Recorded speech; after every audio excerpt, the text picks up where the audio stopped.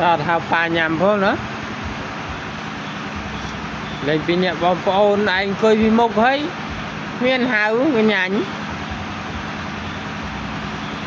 giờ bài đọc về mùi anh ạ xì thấm thấm như ập đấy để cho nó nhắm vào hết cùng nhắm đi pích nhắm cho sọ thì cua mồi đồng mà mồi đồng